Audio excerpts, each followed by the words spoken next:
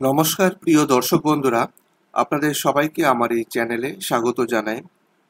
অনেক বয়স্ক বা রিটায়ার্ড মানুষ রয়েছেন যারা তাদের নাতি নাতনি মানে গ্র্যান্ড চিলড্রেনদের নামে কিছু বিনিয়োগ করার জন্য চিন্তাভাবনা করেন। তো আজকে এই বিষয়ে আমি ভিডিও বানাতে চলেছি। বেশিরভাগ ক্ষেত্রে দেখা যায় যে যারা এই গ্র্যান্ড চিলড্রেন বা নাতি নাতনি হয় তারা অপ্রাপ্তবয়স্ক অর্থাৎ মাইনর হয়। তাই বিনিয়োগের ক্ষেত্রে তাদের বাবা মা বা আইনি অভিভাবক, যাকে বলা হয় লিগ্যাল গার্জিয়ান, তাদের ভূমিকা অত্যন্ত গুরুত্বপূর্ণ হয়। তো এই ইনভেস্টমেন্টটা মেইনলি দুটো ভাবে হয়।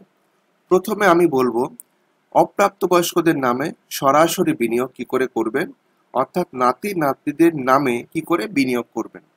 তো বিনিয়োগের বিভিন্ন ইনস্ট্রুমেন্ট আছে, আমি সেগুলো একটা একটা করে আলোচনা করছি। প্রথমেই বলি, আপনি আপনার নাতি বা নাতনির নামে সরাসরি বিভিন্ন স্কিমে বিনিয়োগ করতে পারেন।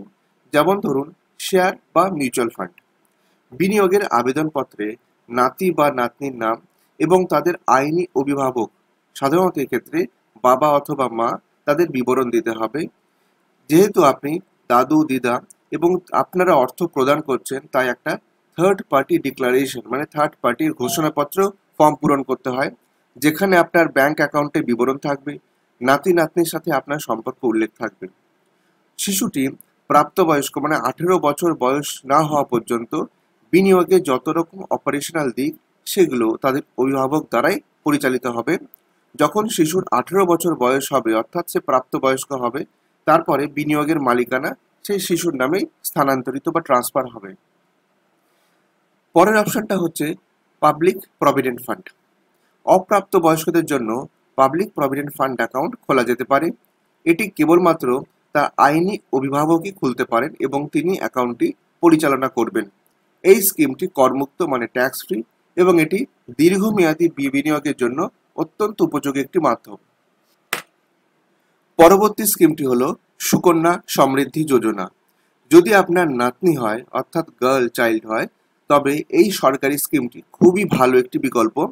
এটি কেবলমাত্র কন্যা সন্তানের জন্যই এই স্কিমটি রয়েছে এবং এটিও তার আইনি অভিভাবক দ্বারা খোলা ও পরিচালিত হয়ে থাকে। এই স্কিমও করমুক্ত এবং হাই ইন্টারেস্ট প্রদান করে। এবার আমি আপনাকে বলবো যে অনেক সময় এরকমও দেখা যায় যে আপনি আপনার নাতি নাতনির নামে ইনভেস্টমেন্ট না করে আপনি আপনার নামেও বিনিয়োগ করতে পারেন এবং আপনি আপনার নাতি বা নাতনিকে নমিনি হিসেবেও ইনভেস্টমেন্টের মধ্যে রাখতে পারেন। দেখুন, যেহেতু আপনি আপনার নিজের নামে বিনিয়োগ করছেন, তাই আপনি এখানে আপনার নমিনিতে নাতি নাতনির শেয়ারটাকে স্পেসিফাই করতে পারেন। তো সেই স্পেসিফিকেশনটা 50% হতে পারে, 100% হতে পারে, বা আপনি যদি 4জন নমিনি অ্যাপয়েন্ট করেন, প্রত্যেকে 25-25 ভাগ করে আপনি দিতে পারেন। তো এর মধ্যে কি কি রয়েছে, আগের মতোই বলবো যে আপনি আপনার নিজের নামে মিউচুয়াল ফান্ড বা ফিক্সড ডিপোজিট করতে পারেন এবং আপনার নাতি বা নাতনিকে নমিনি হিসেবে মনোনীত করতে পারেন। এছাড়াও আপনি চাইলে একটা উইল তৈরি করতে পারেন এবং এই নির্দিষ্ট বিনিয়োগটি তাদের জন্য রেখে যেতে পারেন। আপনার অবর্তমানে মনোনীত ব্যক্তি মানে নাতি বা নাতনি এটি পাবেন। তারা অপ্রাপ্ত বয়স্ক হলে তাদের অভিভাবক এটি সংগ্রহ করবেন। এছাড়াও আপনি উপহার বা দান হিসেবেও দিতে পারেন। আপনি আপনার নাতি বা নাতনির অভিভাবককে মানে তাদের বাবা মাকে সরাসরি এই অর্থ উপহার দিতে পারেন এবং সে অর্থ তারা আপনার নাতি বা নাতনির নামে বিনিয়োগ করতে পারেন।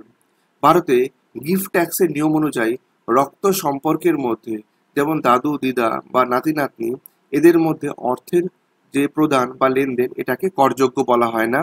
তবে উপহারের অর্থের থেকে আসা আয়, যেমন যে সুদ বা লাভ, সেটার উপর কিন্তু ট্যাক্স দিতে হয়, সেটা করযোগ্য ইনকাম।